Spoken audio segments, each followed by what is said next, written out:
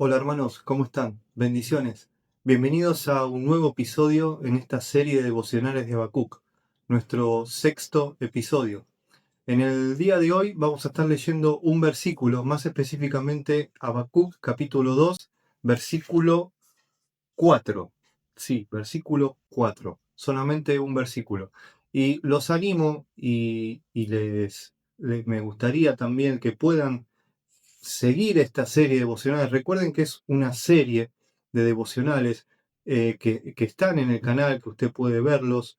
Y para repasar así un poco, porque esto es una progresión, es muy importante que usted lo vea en serie para que pueda ver cada uno de los devocionales que representa el camino que está llevando Habacuc y cómo Dios está actuando en ese camino del profeta. Por ejemplo, vimos en el episodio 1 que Habacuc veía la injusticia. Luego, en el episodio 2, vimos que Habacuc clamaba, un clamor hacia el Señor por esa injusticia. Luego, en el capítulo 3, vimos que Dios responde con algo inesperado, con el juicio que iba a traer, que iba a usar a Babilonia para el reino del sur. Luego, en el capítulo 4, vimos a Habacuc a aprender a esperar en el silencio. En el capítulo 5, en el anterior, vimos a aprender a esperar en la promesa que Dios le dio a Habacuc, pero todavía no se había cumplido. Y ahora, en este episodio, en el 6, vamos a ver cómo se aprende a vivir mientras todo esto sucede, cómo se vive mientras todo esto sucede. Así que vamos a leer Habacuc capítulo 2, versículo 4. Dice así la palabra del Señor. He aquí que aquel cuya alma no es recta se enorgullece, mas el justo por su fe vivirá. Un versículo conocidísimo de Habacuc que nos enseña o nos transmite que, como podemos ver, que después de la espera, después del silencio y después de la tensión que hubo, que leímos en los versículos anteriores, Dios va directo al corazón del problema. No comienza el Señor explicando cada detalle futuro, ni lo que iba a hacer, ni sus decisiones, sino que comienza mostrando dos maneras opuestas de vivir.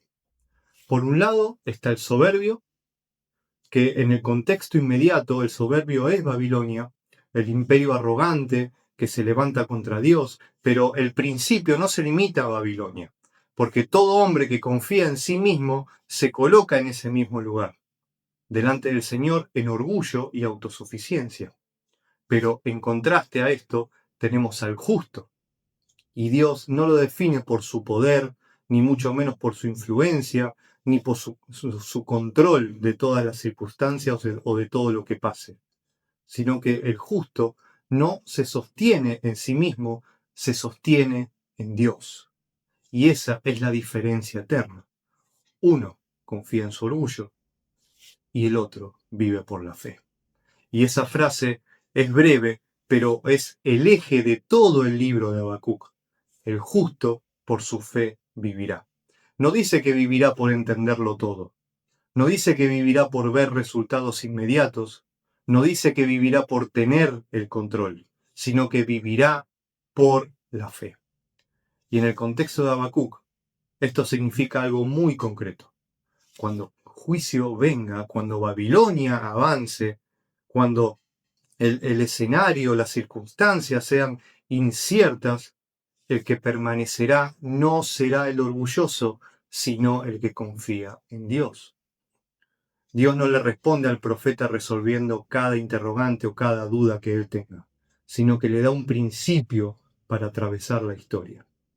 Es como si le dijera, mirá, Habacuc, tal vez no entiendas todo lo que yo haré, pero podés vivir confiando en mí. Y eso es lo más importante. Y también eso nos toca profundamente porque muchas veces creemos que la fe consiste en comprender los planes de Dios, en comprenderlo absolutamente todo. Pero la fe bíblica no es una comprensión total de todas las cosas, es una confianza en el carácter de Dios. La fe no es negar la realidad, no es cerrar los ojos a la injusticia, es apoyarse en Dios en medio de todo eso. Y este versículo, mis hermanos, no queda solamente encapsulado o encerrado en Habacuc, porque más adelante el Nuevo Testamento lo retoma para mostrar algo aún más claro, y es que el justo vive por la fe en Cristo, no por obras, no por méritos, no por capacidad moral, sino por confiar en la obra perfecta del Hijo de Dios. Por ejemplo, en Romanos vemos Romanos 1:17. Vamos a leerlo. Romanos 1:17. Acompáñenme. Fíjense, vamos a Romanos 1:17. Romanos 1:17. Dice, porque en el Evangelio la justicia de Dios se revela por la fe y para fe, como está escrito, mas el justo por la fe vivirá. Luego también lo tenemos en Gálatas, Gálatas capítulo 3, versículos 11. Vamos a leerlo también, si me acompañan. Vamos a Gálatas, capítulo 3, versículo 11.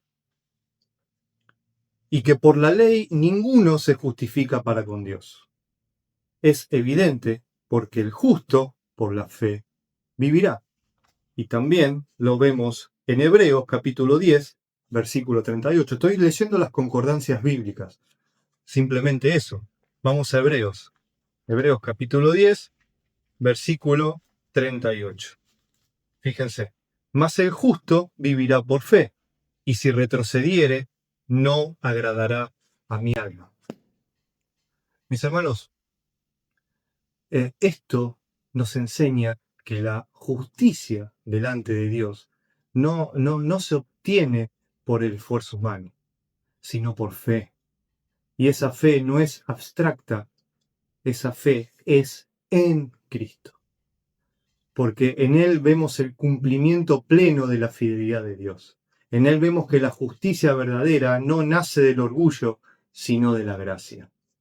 El justo no vive de explicaciones inmediatas, vive de confianza sostenida, arraigada en Cristo. Y eso nos confronta también en el día de hoy, porque nos hace preguntar de qué estamos viviendo. ¿De seguridades visibles de lo que vemos o de fe? ¿De control, de tener el control de las cosas, de las circunstancias, o de dependencia de Dios? ¿De lo que sentimos, de lo que podemos experimentar, de nuestras emociones, o de lo que Dios ha dicho en su palabra? Porque la fe que Dios valora no es una fe místico, mágico, maravillosa, por así decirlo, una fe espectacular. Es la fe que permanece en Él, la fe que permanece en Cristo, la que sigue caminando cuando el camino es incierto, cuando el terreno es incierto, la que se apoya en Dios cuando todo alrededor parece inestable. Habacuc, mis hermanos, todavía verá dolor, caída y juicio, eso lo vamos a ver más adelante. Pero algo ya cambió en su corazón. Aprendió que el que es justo delante de Dios no sobrevive por orgullo ni por fuerza, sino por fe. Y eso sigue siendo la única manera de vivir en el día de hoy. Vamos a orar. Señor, te pedimos que nos enseñes a vivir por fe, Señor. No por lo que podamos llegar a ver, no por lo que querramos controlar, Señor, sino confiando en tu carácter, Padre, y en tu palabra, Señor. Gracias porque en Cristo nos mostraste tu justicia, tu fidelidad y tu gracia, Padre amado. Te pedimos que nos sostengas en medio de la incertidumbre, Señor, de lo que podamos llegar a pasar, Padre amado, y haznos perseverar cada día más en ti, Señor. Te damos las gracias en el nombre de Cristo Jesús. Amén y amén. Hermanos, muchísimas gracias por estar ahí una vez más. Que Dios los bendiga y los guíe a toda verdad en Cristo Jesús. Hasta el próximo video.